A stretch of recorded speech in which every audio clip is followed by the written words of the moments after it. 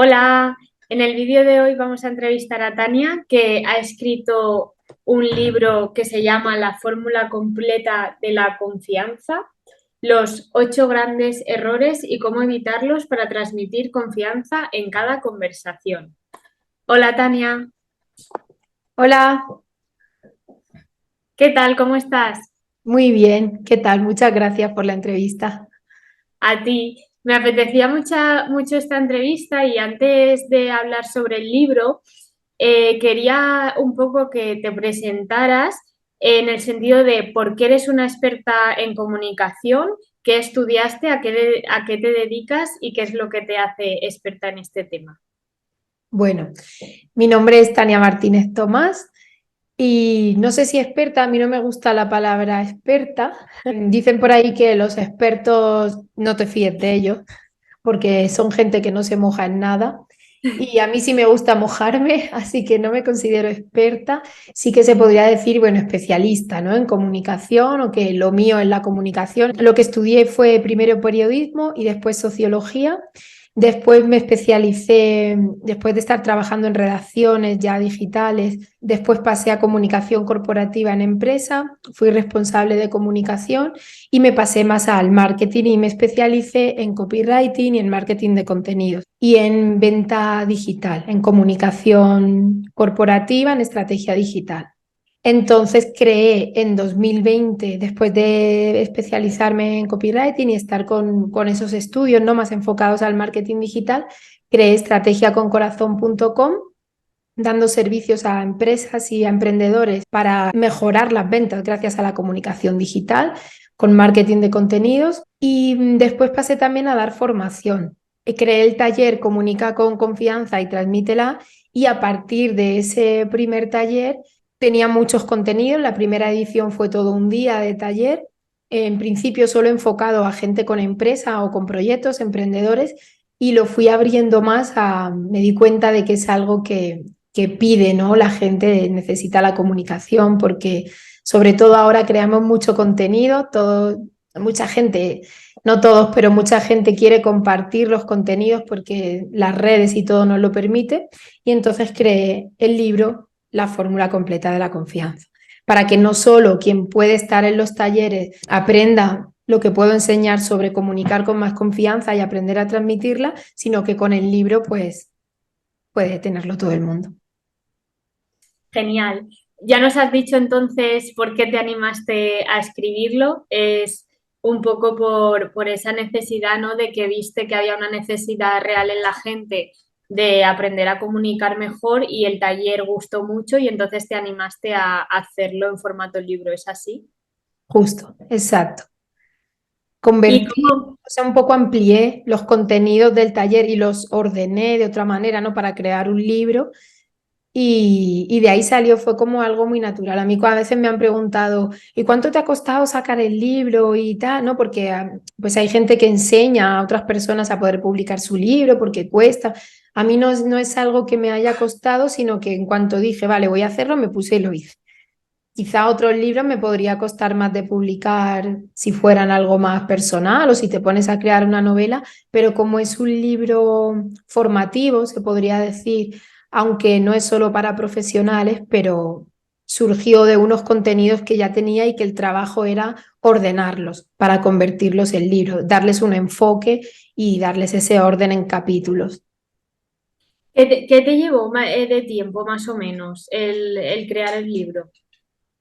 Pues teniendo, como digo, ya los contenidos por haber hecho el primer taller que hice en septiembre de 2022, el libro lo publico en enero y me puse a ordenarlo, se podría decir un mes, entre que decido que sí, que me pongo a ello y sí, un mes, porque yo hice la mudanza internacional, que no es lo mismo que mudarte solo de ciudad, en octubre. Y sí, en diciembre ya lo tenía listo, lo que pasa que luego entre prepararlo, porque como fue autoeditado, pues preparar todos los capítulos, darle la forma, ¿no? La maquetación, la portada, subir todo eso y cuadrarlo. Puede ser que eso fuera durante el mes de diciembre y entre que te llega la prueba y todo eso, por eso salió en enero, pero le di forma en noviembre. Madre mía, un mes súper rápido, o Te sea, podría decir que fue un mes en el tiempo de darle sí, forma. sí, de escritura. Luego, obviamente, un libro ya sabemos que no es solo escribirlo, sino que, y si encima lo autopublicas tú, es hacer correcciones, Claro. maquetarlo, No, crear la sería portada. un mes el darle forma a los contenidos que ya tenía hechos. La preparación de ese primer taller duró más, Claro. pero como tenía ya los contenidos, ese orden y dejarlos en formato libro, diría que un mes, sí. ¿Y tuviste claro desde el principio que lo querías autopublicar? No, también envié a editoriales porque me hacía esa ilusión. Dije, o sea, empecé así, dije, bueno, voy a enviarlo, voy a enviar una sinopsis a editoriales, miré a quiénes escribir y demás. Y de las que me respondieron, una fue, no recuerdo si fue Vergara o la otra, bueno, que son de Penguin, ¿no? Son dos firmas, las dos de Penguin. Y yo decía, claro, quiero publicar con ellos, porque me han respondido y me han pedido capítulos de una editorial que a mí me gusta mucho. Pero después pregunté, entre otras personas, a ti, por la experiencia, pregunté a más personas que habían escrito primero con editorial y que después han estado autopublicando, no solo un libro, sino más. Y por lo que me dijeron, me di cuenta de que no tenía mucho sentido el esperar, no me apetecía esperar, eso por un lado. Me apetecía sacarlo Claro, y a principio de año, de hecho lo quería sacar para Navidad. Lo que pasa que entre unas cosas y otras, de que me llegó la prueba y todo, y viajes y tal, no pude sacarlo para Navidad, pero lo quería entonces para principio de año. Y si me esperaba la editorial, eso no iba a pasar. Si me hubiera claro. esperado a la editorial, puede ser que todavía no estuviera Estarías publicado. esperando aún seguro.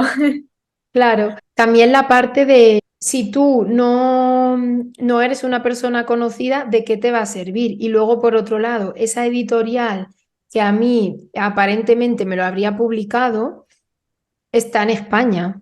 O sea, era una, no sé cómo se dice, una sucursal, ¿no? No sé O cómo se dice. sede.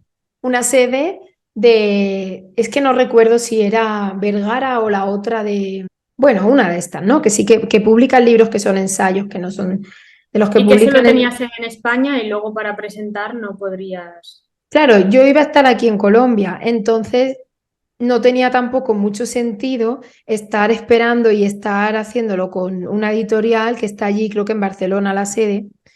Claro, Y dije, solo por la ilusión de una editorial me ha dicho que sí. ¿A quién le importa eso? Si total, no me iba a ayudar a vender más, no quería tampoco tener que te digan, ah, pues mira, te organizamos una presentación, que son las cosas que te pueden hacer las claro. editoriales, ¿no? Y no Entonces yo tenía podías que hacerlo. viajar a posta para eso y dije, pues sí, por la ilusión de que me hayan respondido y poder decir que te ha publicado una editorial, es una tontería, ¿no? No tiene nada de malo y no es mejor ni peor autopublicar por la calidad del contenido, quiero decir, porque sí Sí, que a lo mejor pensaba al principio, si una editorial me responde es porque es de calidad. Y luego pensé, no, mi libro es de calidad, yo lo sé y lo voy a autopublicar y punto. Y que pues la sí. gente decida si es de calidad o no. Efectivamente, es verdad que eso aún tendemos a pensar que los libros autopublicados son de menos calidad, pero bueno, hay de todo también y poco a poco esa idea se va calando de que al final la gente que se va a la autopublicación no es solo porque no le cojan las editoriales, sino porque las condiciones pues no pueden gustarnos, no estamos de acuerdo y preferimos hacerlo por nuestra cuenta. Claro, luego también por otro lado pensé, también con consejos de gente que ha autopublicado. Con el beneficio que tú le sacas a los primeros libros que vendes autopublicando, inviertes en Publi y llegas a más gente. Con lo que vas Claro, a sacar con la editorial no te va a dar para invertir en nada. claro. A no ser que se convierta en un boom y tal, pero bueno, pensando Sí. que yo tampoco le dedico el 100% del tiempo a escribir, pues siendo un poco, no sé si realista, pero pensando que no va a ser un boom el primer libro. Y centrándonos en el contenido del libro, bueno, y de tu esencia en general como profesional, en general tú, tanto en el libro como en tus redes sociales, hablas mucho de llegar al corazón de las personas. De hecho, nos has hablado al principio de tu proyecto Estrategia con Corazón. Y entonces quería preguntarte por qué es tan importante para ti tener una estrategia con corazón y qué beneficios crees que reporta si seguimos una estrategia con corazón.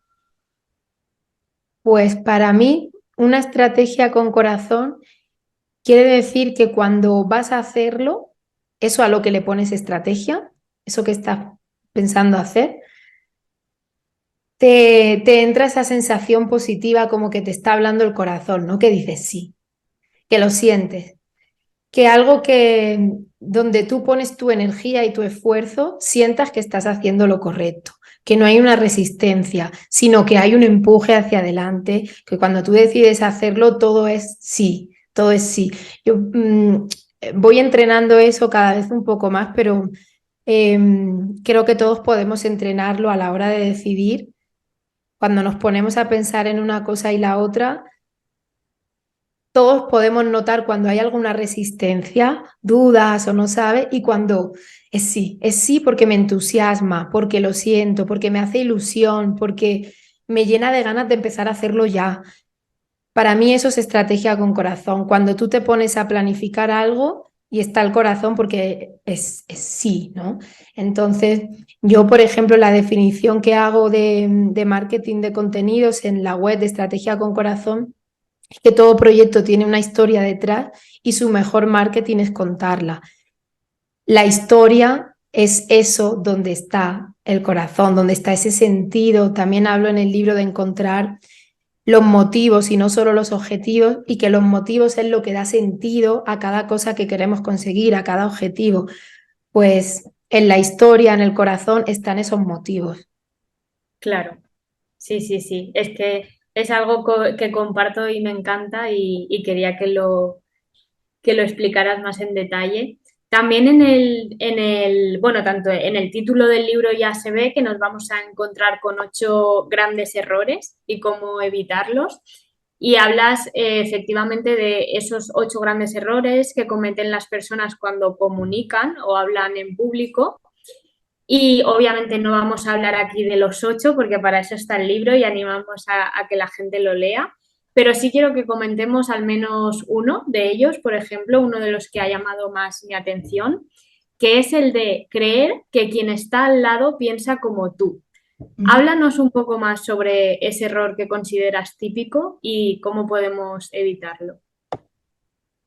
Pues el libro se basa mucho en cómo encontrar el mejor enfoque a lo que quieres comunicar para conseguir que los demás se queden con lo que tú quieres que recuerden, ¿no? Que no haya malentendidos en la comunicación, tanto personal como profesional.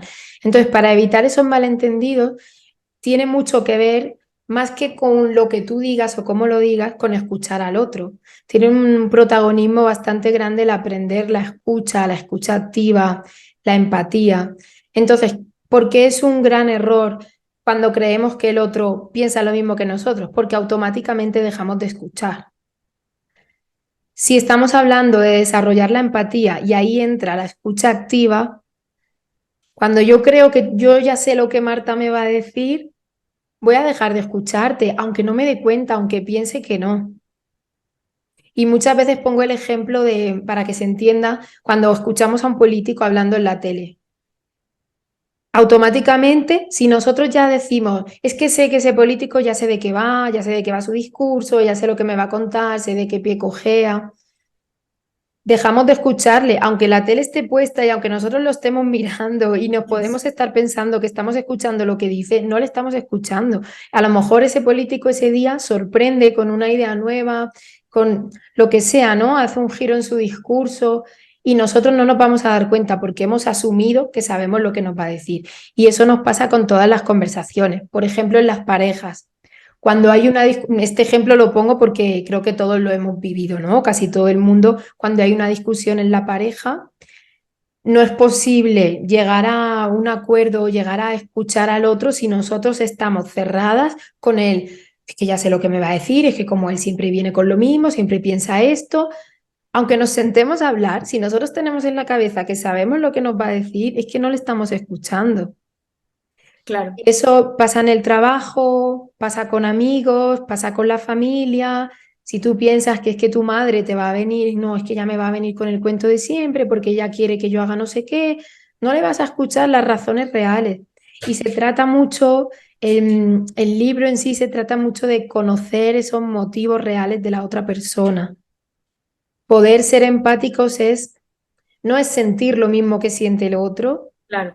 ni ponerte a llorar con el otro, eso no es empatía, sino es tener un interés sincero en querer comprenderle, en querer ver y entender sus motivos. Y yo puedo no estar de acuerdo contigo, pero puedo entender tus motivos para tener una posición en algo y ser empática contigo y tener una comunicación contigo muy empática, que tú te sientas comprendida y de esa manera confíes en mí, que es lo que queremos, ¿no? Transmitir confianza. Y lo va a impedir mucho si yo asumo que ya sé lo que tú piensas, no te voy a estar escuchando. Sí, en ese sentido es que yo también creo que a veces la empatía está mal entendida. Por eso me encantó una frase que compartiste. Claro, es muy típico decir esta frase de, trata a los demás como quieres que te traten a ti. Y yo siempre he pensado, es un error, porque somos diferentes y en eso está lo bonito, ¿no? En que cada persona es distinta. Y entonces en el libro compartes una frase de Chris Voss Sí. hablando de esto que me encantó, que dice, no trates a los demás como te gustaría ser tratado, sino como ellos quieren ser tratados. Claro.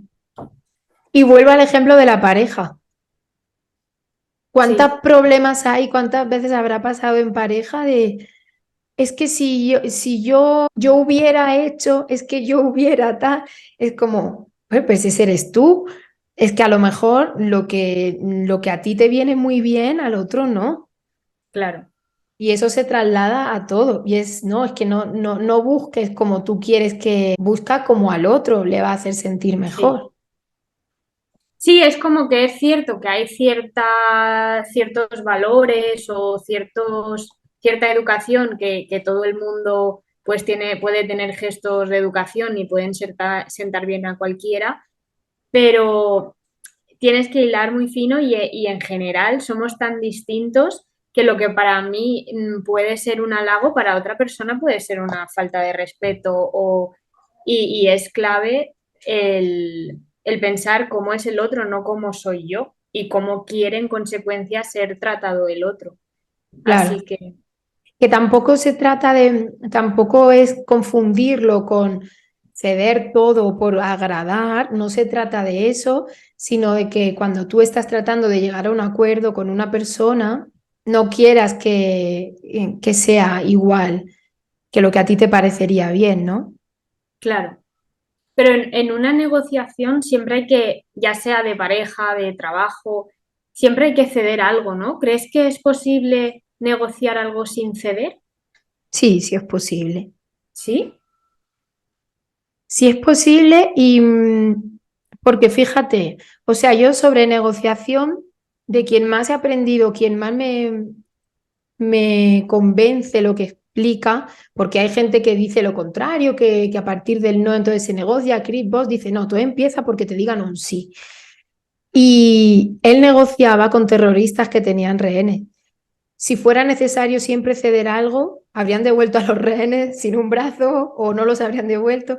Quiero decir, claro que es posible, él lo explica mejor que nadie y tiene esa experiencia que es un ejemplo muy claro de si se puede conseguir que un terrorista entregue y no darle lo que quiere, será porque sí es posible negociar y no estar cediendo siempre algo, ¿no? qué bueno, total. Si en un caso tan radical es posible, ¿cómo no va a ser posible que tú te pongas de acuerdo con tu pareja o que... Claro, y que los dos estén contentos, que ninguno de los dos se sienta que pierde. Se trata de eso, de que cuando se quieren hacer relaciones de confianza, se trata de que ninguna de las dos partes de la relación sienta que está perdiendo algo. Claro, pero en el caso del ejemplo del terrorista, el terrorista pierde porque no consigue su objetivo. Y entonces, en negociaciones de otro tipo, laborales, de pareja, de igual a igual, en relación de igual a igual, sí que deberían ganar los dos. Claro, pero para que los dos ganen, no hay por qué ceder, sino que se puede llegar al acuerdo de llegar a un punto en el que, un ejemplo que yo pongo en el taller de comunicación, que es el de un niño. Cuando tú quieres hablar, que le has dicho al niño que podéis ir al parque de bolas, al cine o a cenar a casa de un amigo, ¿no? Hay varios planes que el niño quiere hacer, pero no da tiempo. Entonces tú quieres que el niño se conforme con algo y que no haga un berrinche, porque si tú le impones al niño, no, vamos a ir solamente al cine porque no da tiempo a todo, puede hacer un berrinche. Pero si tú le dices al niño, pongo este ejemplo porque la negociación es algo que hacemos de forma natural con los niños para Sí, llegar a ese sí. Si tú le dices, mira, ¿quieres ir esta tarde a jugar a casa de tu amigo, a merendar allí? Pero no nos da tiempo a todo, pero si quieres ir ahí, si el niño te dice sí, vale, entonces otro día vamos al parque de bolas y al cine. El niño te ha dicho que sí, él ha decidido. Entonces él claro, va a sentir que ese acuerdo de vamos a casa de fulanito a jugar esta tarde y no hacemos otras cosas es idea suya. Él lo ha claro. decidido. Le has incitado a que diga sí en vez de no, al ponerle el quieres ir a casa de tu amigo en vez de no quieres ir al cine, ¿no? Claro, no te va a decir que no quiere ir al cine, quiere ir a todo. Pero Claro, si tú le pones una situación en la que diga que sí y él ya decide, claro, es eh, la percepción. Dice que sí. No se trata de, como decías, el terrorista pierde, pero claro, tú también puedes decir, el niño pierde porque no ha ido al cine ni al parque de bola. No, no sé, ya no es ganar o perder desde un sentido literal, sino que es la percepción. La comunicación es más percepción que otra cosa. claro, Entonces, el niño ahí está sintiendo que pierde, no, tú le estás faltando a la palabra, es el niño va a confiar en ti si tú no le fallas, si tú le llegáis a ese acuerdo de vamos a ir a casa de fulanito y efectivamente vais a casa del amigo, que él ha dicho que quiere eso. Entonces se trata de llegar a algo que la otra parte sienta, que por eso hablo de sentir, porque la otra parte siente que el acuerdo también tiene parte suya. Ya no se trata de, pero inicialmente mi pareja quería no sé qué y al final no lo hacemos, entonces yo he ganado. No, no es ganar o perder, sino claro, algo en llegar a un acuerdo. claro, sí, sí. En el libro también dices que cuando hablamos en público, la audiencia se queda más con nuestros gestos que con lo que decimos. ¿Por qué son tan importantes los gestos y el lenguaje corporal cuando comunicamos un mensaje? Esos porcentajes que pongo en el libro son los de la regla de Mehrabian, de Albert Mehrabian, y esto pues tras varios estudios no se demostró que el lenguaje corporal efectivamente es súper importante. Ahora, ¿por qué? ¿Por qué es tan importante? Pues yo creo que está todo lo que transmite y con lo que se quedan las personas, ¿no? Al final estamos hablando de con qué se quedan los demás, qué es lo que recuerdan los demás de todo lo que comunicamos. La importancia del lenguaje corporal quizá está en que nosotros, aunque nadie nos explique lo que quiere decir el lenguaje corporal, venimos con ese aprendizaje ya. Es una inteligencia que está. Si a ti nadie te dice que una persona no te mire a los ojos puede ser un signo de que no te está diciendo la verdad, aunque nadie nunca te lo haya contado eso, Ya, tú vas a sentir que, ¿no? Como que no confías en esa persona mucho si no te está mirando a los ojos o vas a dudar de lo que te dice. Entonces creo que el por qué tienen tanto peso, creo que es por eso, porque es algo que percibimos. Que no podemos controlar, porque tú puedes controlar tu discurso, puedes controlar el uso de la voz, que también es una parte de ese porcentaje de lo que transmitimos. Todo eso tú lo puedes ensayar. El lenguaje corporal también lo puedes ensayar, pero no puedes controlar lo que a ti te está haciendo sentir ese lenguaje. claro. Creo que ahí estaría su peso, ¿no? Es tan importante porque no se puede modificar tanto o a veces a nosotros, aunque lo ensayemos mucho, nuestra cara habla. Cuando nuestros gestos hablan y por mucho que los queramos ensayar, es lo más difícil también de ensayar. Aparte de que lo percibimos y las otras personas lo perciben, aunque nadie nunca les haya contado lo que significa, todos venimos con esa inteligencia en el cuerpo. Aparte de eso, por mucho que lo ensayemos, una persona que nos esté hablando y que nos esté chirriando mucho lo que dice, nuestra cara, Se va a podemos notar. querer fingir mucho, pero una sonrisa que es forzada va a ser muy difícil que sea una sonrisa natural. Si la estamos forzando y podemos aprender a fingir mucho, pero en la vida real no se puede fingir tanto, ¿no? Claro. Y hoy en día que prima tanto la comunicación digital, la comunicación en redes sociales, esto valdría igual porque claro, en redes sociales puedes no hacer gestos con las manos o que no se vean tanto, pero al final los gestos que has hablado de mirar a la cámara en vez de a los ojos en este caso, o la Mm. sonrisa falsa o verdadera, eso se ve igual, ¿no? Afecta estos porcentajes también para la comunicación digital. Sí, porque cuando tú estás hablando a la cámara, yo en el libro hablo de tips que doy para hablar en público o frente a la cámara y lo equiparo, es igual, ¿no? Porque una persona que quiera fingir hablando a la cámara lo va a tener que grabar muchas veces si está siendo forzado. Si, por ejemplo, está hablando de un tema que no le gusta nada y quiere fingir que lo disfruta, va a ser igual que ponerse a hablar delante de un público. Luego, pues bueno, aquí puedes decir, pues hay personas que fingen muy bien. Sí, claro, nos podemos ir a muchas situaciones, pero se equipara. Hablar en público y hablar frente a la cámara es muy parecido. Un ejemplo que yo pongo es que ahora hay mucha gente que graba contenido y se pone así muy cerca de la cámara. ¿Alguna vez escuchas que no? Cercanía no. Si tú te pones a hablarle a alguien aquí, le estás invadiendo su espacio. Y en la cámara es igual. Alguien que te ponga los dientes ahí encima de la cámara es Ya, súper invasivo. O sea, a la hora yo hablo de transmitir confianza, ¿no? Porque en la comunicación, en las ventas, en todas las relaciones, lo más importante es esa sentir que puedes confiar en la otra persona. Eso determina todo. El recuerdo que tú dejas en los demás es si lo que va a ser muy determinante para que quieran llegar a acuerdos contigo, trabajar contigo, ser tu amiga, ser tu pareja, va a ser que te hagan sentir confianza, ¿no? Que te transmitan confianza.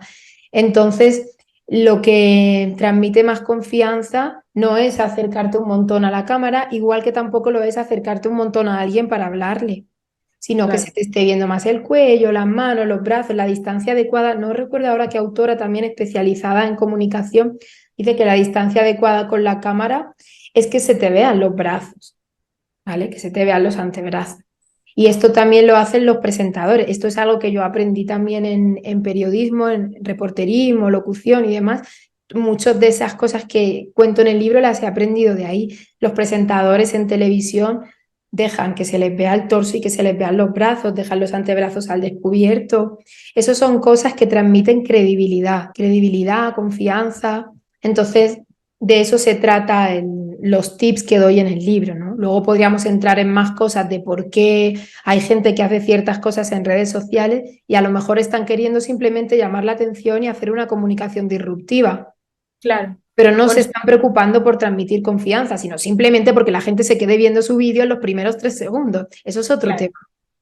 Claro, es otro tema, intentar conseguir ventas que intentar llamar la atención para que se Ujú. queden y el algoritmo vea que se queden y Claro. que, Claro, hay claro, gente que hace cualquier cosa por tal de que su contenido se vea y eso, si eso pasa por ponerme súper cerca de la cámara o por hacer no sé qué efecto o hacer reels de tal manera, pues eso ya es otra cosa.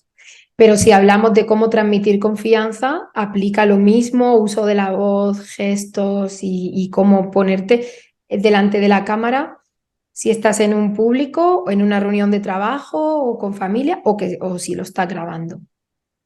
sí, en ese sentido es que quizás se está confundiendo, hoy en día también en las redes sociales, porque enseguida ves cosas de cómo conseguir seguidores, cómo aumentar tus seguidores, cómo tal. Y claro, puedes ver eso y pensar que un aumento de seguidores va a implicar más ventas de lo que tú quieres vender, pero en realidad, claro, aumentar tus seguidores no tiene que ver con aumentar tus ventas. Lo estamos viendo también en gente que ahora está de moda el cuando sale un tema polémico, criticarlo en redes sociales para conseguir más audiencia y que te den clic y que... Pero claro, eso sí, va a conseguir, ¿no? Lo que dices de que se queden, pero no que te compren. Claro. Eso, por ejemplo, a mí no me gusta nada. El llamar la atención a costa de criticar, a costa de comparar. Si tienes que hacer eso, es que tu contenido no vale mucho, porque te estás basando en el contenido de otros y en criticarlo, en ser polémico para, para llamar la atención, ¿no? Entonces, bueno, cada uno tiene sus técnicas, pero sí, es totalmente diferente. El comunicar para transmitir confianza, sentir confianza, tú, que o sea, el libro son esas dos cosas, ¿no? Parte primero de cómo tú sentirte con más confianza y seguridad y desde ahí entonces poder proyectarla. Claro. Y una Eso es una persona que cosa y luego otra es lo que tú decías de el conseguir seguidores y tal. O sea, tú puedes tener muchísimo volumen y meter publicidad y conseguir muchos contactos, pero luego que la gente no te quiera comprar. Es que es como decir, bueno, si yo pongo una tienda en la Gran Vía, como por ahí pasa mucha gente, voy a vender. Bueno, pues no lo tienes asegurado, es lo mismo.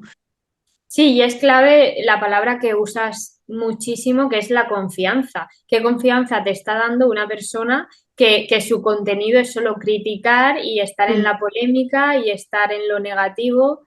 A mí, desde luego, ninguna, y efectivamente yo creo que a mucha gente, pues tampoco.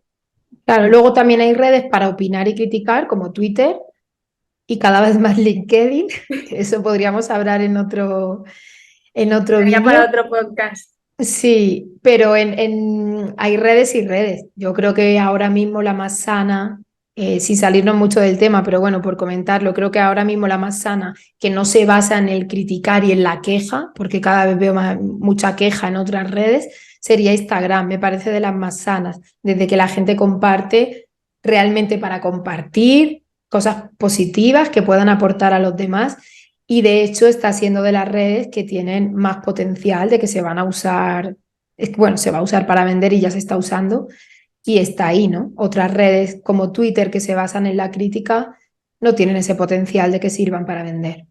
Claro. Pero sí es cierto que ahí ya nos metemos en otro berenjenal que Sí, daría nos metemos en temas redes y en estrategias en para, redes.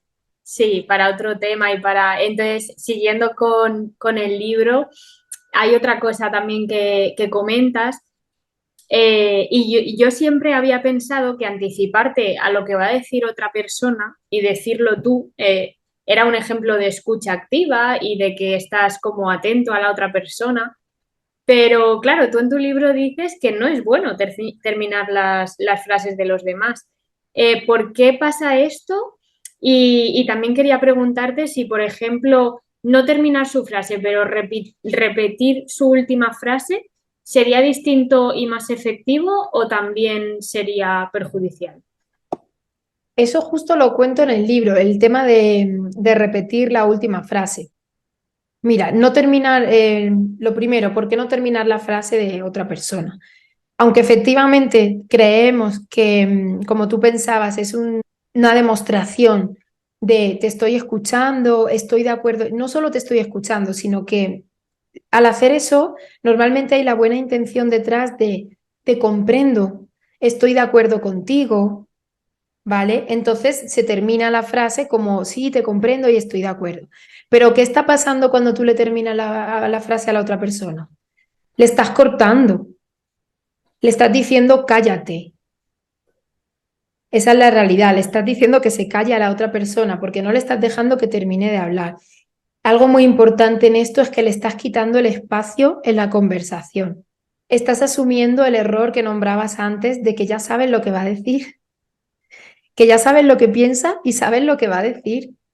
Si yo a ti te termino la última frase, no te estoy escuchando, porque yo ya tengo en mi cabeza cómo vas a terminar y a lo mejor no, y te estoy cortando, te estoy callando y a lo mejor tú ibas a decir otra cosa, o ibas a decir eso, pero a continuación ibas a seguir diciendo otra cosa. Entonces, lo primero es eso, le estás diciendo que se calle, le estás quitando su espacio en la conversación, estás asumiendo que sabes lo que piensa y lo que va a decir y le estás interrumpiendo, ¿no? Quitar el espacio en la conversación a la otra persona es interrumpirle y callarle de esa manera. Entonces, no transmite eso que nos pensamos, podemos pensar que es de sí, te comprendo, te... No, realmente le estamos quitando su espacio al otro. Hay que dejar a las personas que terminen de hablar y si te tienes que tomar un tiempo para responder, mejor, porque a veces es que pensamos que el error ese de creer que por responder más rápido estás como más atento y no, cuando tú tienes que tomarte unos segundos para responder a lo que te dice la otra persona, pues está perfecto. Claro, Y luego, porque lo otro que me preguntaba, si es diferente repetir su última frase, sí, es muy diferente. De hecho, eso sí es recomendable para tú asegurarte de que has comprendido a la otra persona y una de las formas de aplicar la empatía que cuento en el libro es esa.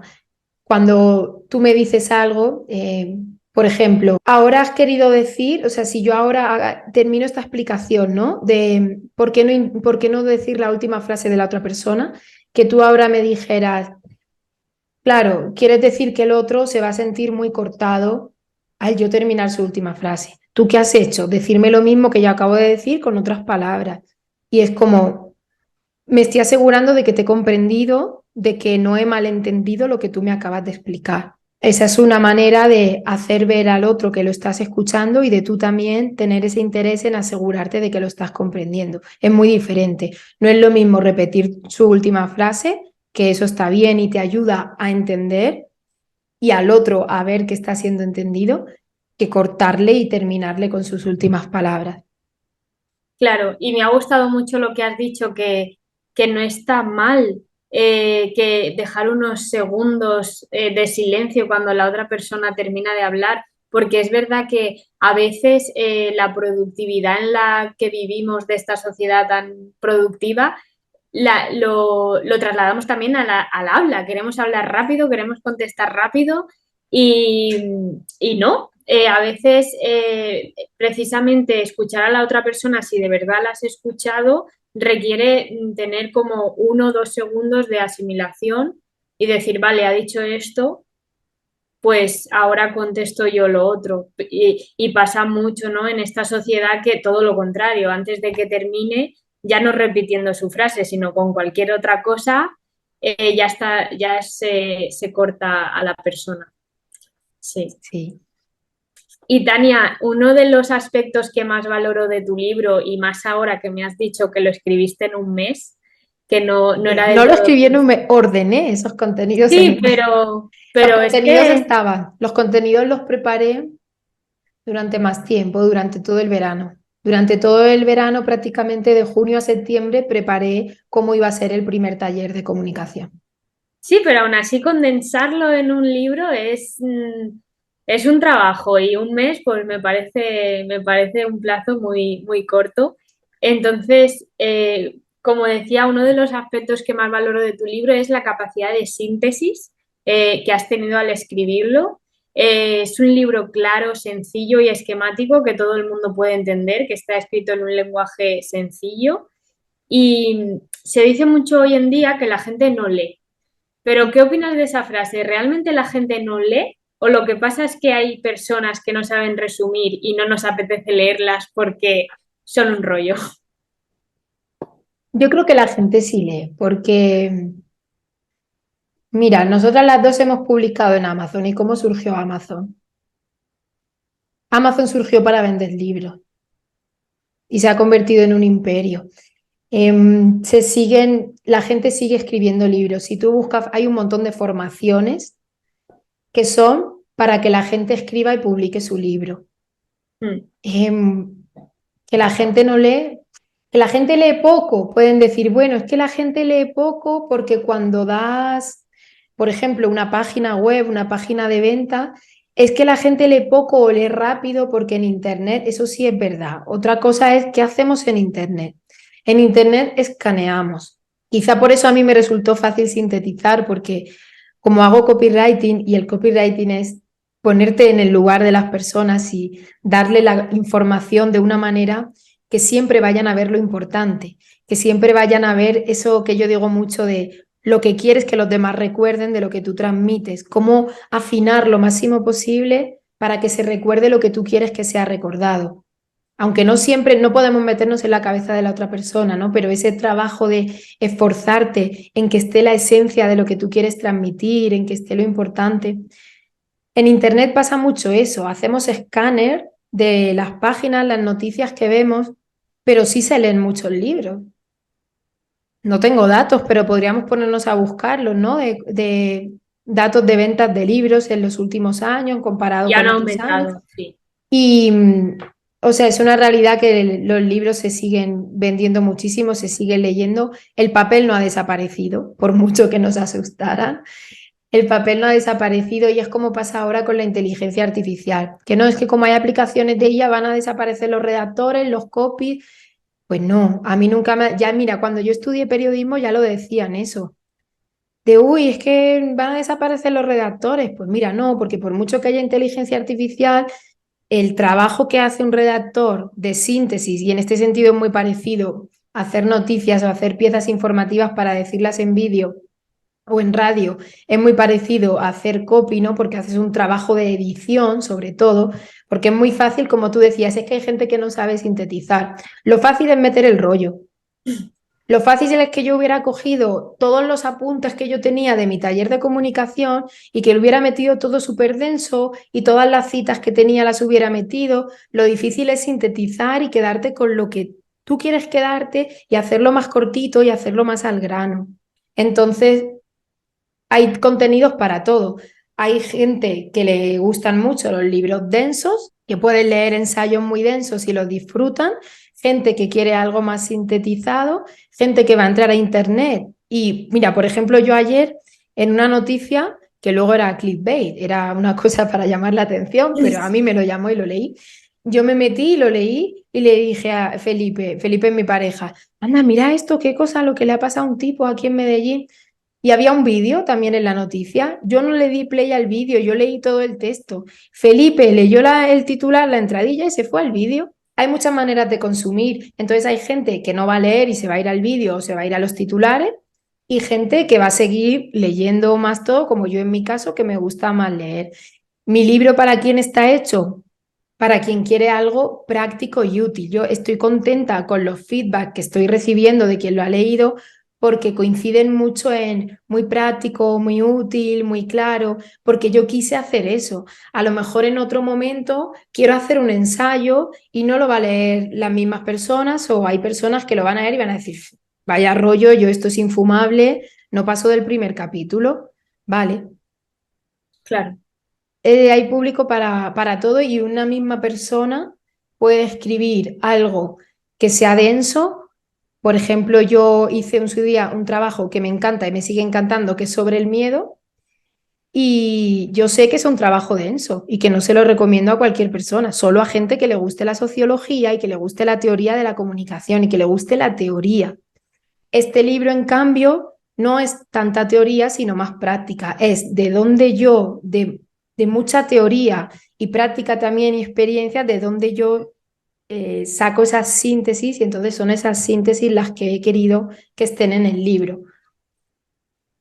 Sí, yo estoy de acuerdo contigo. Yo creo que la gente hoy en día sí que lee y leemos más. Lo que pasa que hay muchas fuentes de lectura y Claro, efectivamente no vas a leer del mismo modo un ensayo o un libro que lo que puedes leer en internet, que lo lees rápido en el móvil, y es claro. distinto, es obvio. En ese sentido, eh, yo creo que estamos más sobreinformados que nunca porque antes tú podías leer el periódico en papel o libros tal y ahora pasa eso, que claro que leemos, pero es que tenemos tanto donde leer, hay tanta información y en este sentido te quería comentar esto, que como tenemos acceso a tantas fuentes de información de todo tipo, en un mundo con tanta competencia digital, que se habla también mucho de diferenciarse del resto para destacar y demás.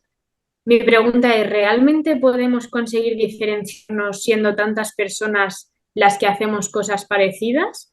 ¿Es un buen objetivo diferenciarse o basta con creer en lo que una está haciendo y pensar que igual que hay mucha oferta, también hay mucha demanda?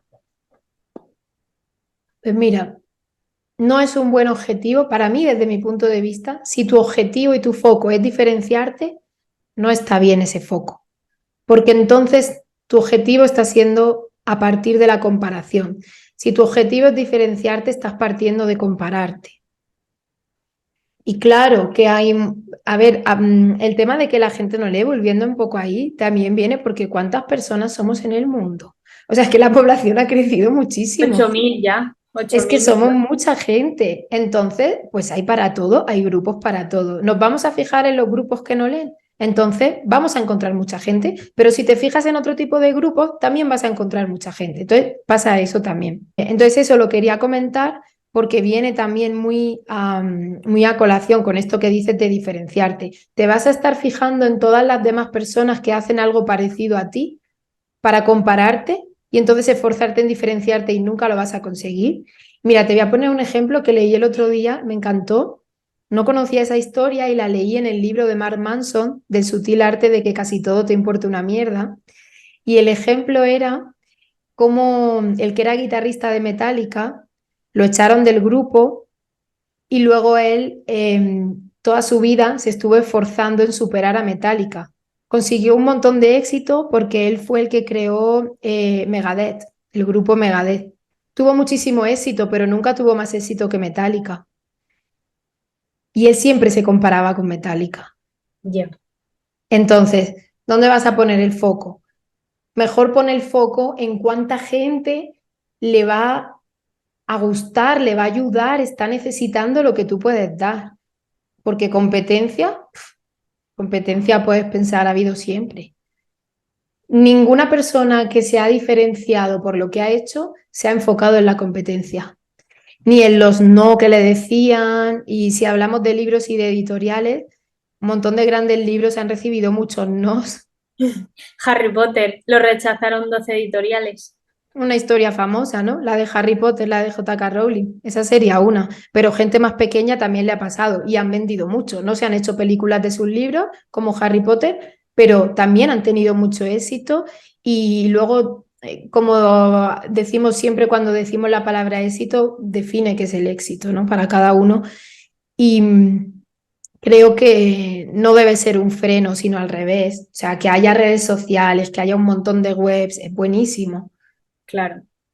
En ese sentido, hablando de éxito, ¿cómo te ves con este libro? ¿Te sientes exitosa? ¿Cómo está yendo la promoción del libro? ¿Cómo te sientes? Pues mira, yo apenas le he hecho promoción. Todavía no le he hecho una publicidad que le quiero hacer. Le quiero empezar ahora a hacer publi bien hecha, de invertir algo en publicidad y que me conozcan y que llegan a querer leer el libro, ¿no? Pero para mí sí que es un éxito haberlo sacado. Que no llega a muchas, me encantaría que llegue a miles de personas, que ayude a muchas personas a esto que yo cuento de aplicar realmente. Me gusta que la gente que lo está leyendo me dice que le sirve, que lo aplica, que se da cuenta de errores y que los va corrigiendo y eso me encanta porque lo hice para eso, igual que el taller. El libro es una extensión del taller y quiero que sea algo práctico. Entonces, para mí, haberlo sacado y que esté ahí y que sea una guía práctica y también reflexiva, porque también le meto unas reflexiones y lo hago muy mío, porque si no, pues sería solo un paso a paso y tampoco quería eso. Por eso le meto mucha parte de creencias, ¿no? Que yo tengo sobre la coherencia, sobre la autenticidad, la diferenciación, cosas que también han nombrado ahora. Pero para mí sí es un éxito haber convertido todos esos contenidos que yo tenía y que daba en el taller, bueno, que sigo dando, ¿no? En el taller de comunicación, haberlo condensado en un libro y que a la gente le sirva. para mí es un éxito. Y si hoy dejara de vender, si nadie más lo compra, pues bueno, pues entonces ya estoy yo haciendo otras cosas, ¿no? Que si entonces se venden más será porque las he hecho mejor. Pero no me quedo con he sacado el libro y ahora tengo que estar ahí para que se venda. No, lo saqué y bueno, y sigo haciendo otras cosas. Sí, yo creo que el resumen es ese, que es un libro que sirve, es un libro práctico, útil, que ayuda a mejorar la comunicación en cualquier ámbito, no solo a nivel empresa, sino lo que hemos hablado también con tu pareja, con tu familia, negociación con hijos y demás. Entonces, yo desde aquí a quien nos pueda estar escuchando, animo a que lo lean porque de verdad que es muy útil. Y por último, Tania, tú antes de irnos, para terminar, ¿hay algo que quieras recalcar? Pues sobre el libro, que es para todas las personas que quieran mejorar su confianza primero en sí mismas y en su manera de comunicar y a partir de ahí poder proyectar esa confianza y esa seguridad en todas sus conversaciones, en lo personal y en lo profesional. Entonces, bueno, enseño aquí el libro otra vez y lo La pueden fórmula encontrar completa. en Amazon.